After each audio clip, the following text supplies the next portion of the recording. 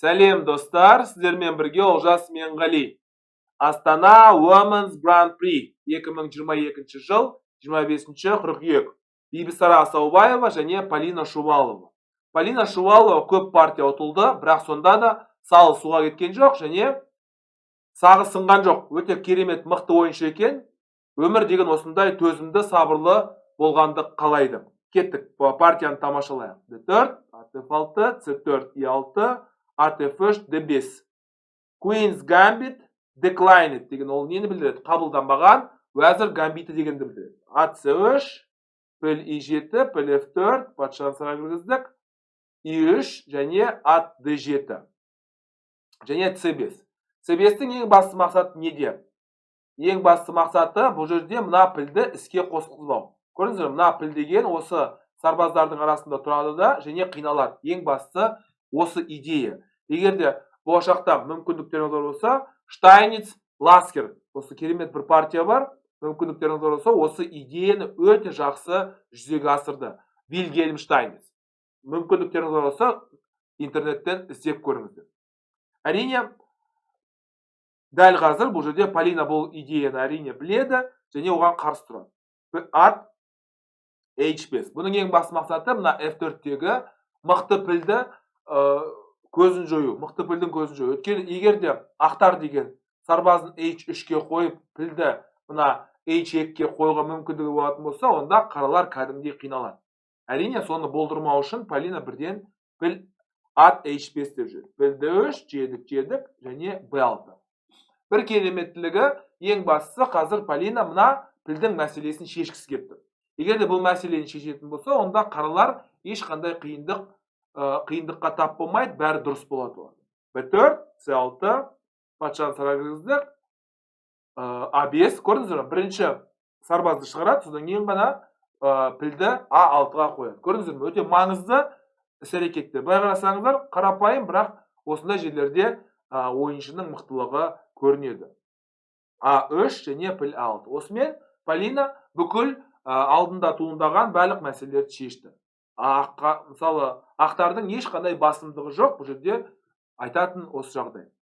Піл тура негізгі орталыққа жақынырақ орналасты, піл F6, жедік және уәзір D3. Және уәзір A8. Және мен үшін түсініксіз іс-әрекеттердің бірі әрине B5. Әрине мен түсініп отырмын, бұл жерде сарбазды құрбандыққа беруге болады, бірақ бұл құрбандық етудің көптеген бір кемшілігі бар. Бірінші кемшілігі, егер де сіз мат қоймайтын болсаңыз, онда сіздер артық сарбаздың артықшылығы бірден көзге түседі. Егер де мат қоятын болсаңыз, онда жақсы болады. B5, CB, C6, уәзір C6 және at B5. Міне осындай әрекеттің арқасында біз деген сарбаздан айырылып қалдық, бірақ ең басты мақсатымыз біз деген уәзір қанатындағы бүкіл ойынды тоқтаттық. Бірақ ұмытпаңыздар, біз бір сарбазды құрбандық еттік. Сол себепті не мат қоямыз, не бел кетеді, не белбеу кетеді. Өйткені егер де сіздер бұндай жағдайларда мат қоймайтын болсаңыздар, онда өкінішке орай жақсылық күтпеңіздер. Тура C8, A4 бекітуіміз керек және барынша уәзір қанатындағы ойынды тежеуге тырысу керек. A8, A3, F8 және at негізгі орталыққа орналасты. Бұның ең басты мақсаты әрине, егер де қарсылас піл F6 деп пілді негізгі орталықтағы ат жек кетеді, оны былай жейді, содан кейін атты дағда қосымша D6-ға орналастырады. Әрине, Полина бұндай жағдайға әрине бармайды. Уәзір E8, уәзір F3, піл E7, F5. Әрине, қорқынышты болып көрінеді, әрине белсенділік өте жақсы болып көрінеді, бірақ шын мәнінде қаралардың қорқатын ештеңесі жоқ. Артық сарбазы бар, ол ештеңеден қорықпайды. Мына B6-дағы сарбаз осал болса да, бәрібір ол артық. Сол себепті ол деген өте жақсы жүрістер. Піл B4, оның ең басты мақсаты не? Ақтарға мүмкіндік бермеу. Тураны былай қойып, және екінші тураны қоюға мүмкіндік бермеу. Егер де біз батареяны осылай құратын болсақ, әрине қаралар деген кәдімгідей қиналады. Тура E2, уәзір E7, әрине мына F6-ға сарбазды тығуға, немесе орналастыруға ешқандай кедергі, әрине кедергі жасау керек. Жедік, содан кейін G3. Жалпы ойыншылар жеткіліксіз. Уәзір, тура, ат, өкінішке орай осы үшеуі мына уәзірді, мына атты және екі сарбазды және мына екі сарбазды жеңе алмайды өкінішке орай. Сол себепті амалсыз осы жерде уәзір патша қанатында осындай әрекеттер жүргізуге тура келіп тұр. Уәзір F6-та әрине біз айырбастамаймыз.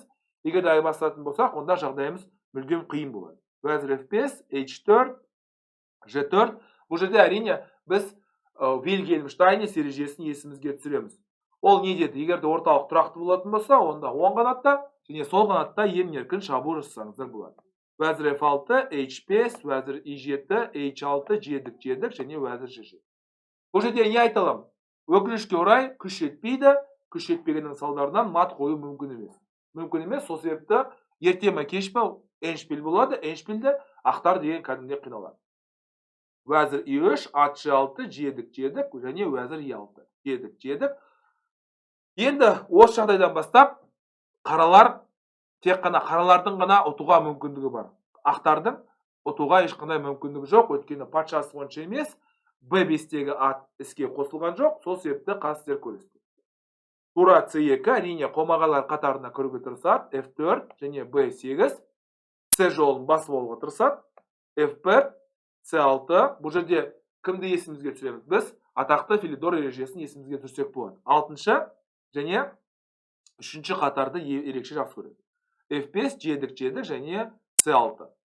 F5, G-дік және E2. Бұл жерде мен тағы бір ескертем, қаралар ғана ұтуға мүмкіндігі бар. Неге? Өйткені мына аттың мықтылығы жоқ. Мына A4-те, D4-те, G4-тегі сарбаздар өте осал. Сол себепті бұл тең түскеніне қуану керек. D7, A2 және A4. Сонымен тек қана сарбаздар емес, олар деген енді байланған өтетін сарбаздар болды. D5, F8, H7, A3, G-дік, F1, H8, H7. Енді бұны арғарай қатты түсініктеме берудің қажет жоқ, өйткені бұл ешқандай қиындығы жоқ. Енді кәсіби деңгейі жоғары Бибісараның бұл мынандай жағдайларды әдемілеп тұрып қорғайды деген ойдамын. Көрдіңіздер, бітті. Енді бұл жерде тек қана қаралар ғана мысалы жеңіске жетуге мүмкіндігі бар. A4 және A4. Егер де мүмкіндіктеріңіз бар болса, міндетті түрде бұл эндшпильді соңына айтын қараңыздар, өйткені болашақта сіздерге керек болып қалуы мүмкін. Әсіресе тура мен пілге қарсы варианттары өте маңызды, өйткені бұл жерде қорғана білуді де білу керек, өйткені жиі кездеспейді. Сол себепті көп адамдар бұл жағдайларды дұрыстап білмейді. B5, F5, былай және ақырындап қаралар өзінің жағдайын жақсартуға тырысады. Бірақ енді Бибісараның мүмкіндігі жоғары, ол деген қорғана алады және бұл жердегі ережелерді жақсы біледі дегенді тағы да білет көрсетті. Арғарай енді көрсетудің қажеті жоқ деп ойлаймын, бірақ Бибісараның да осындай керемет техникасы бар екеніне біз көзіміз жетуіміз керек. Көрдіңіздер ме? Тағы да қаншама жүрістер жасалынады және бірақ бұны жақсылап тұрып білу керек. Егер де сіз бұны білмейтін болсаңыз, онда ұтылып қалу оп-оңай. Міне осындай жағдайлар. Көрдіңіздер ме? Бәрібір екеуі тең түсті және төреші партияны тоқтатты деген сияқты. Жақсылықта кездесейік. Сау, сәлемет болыңыздар.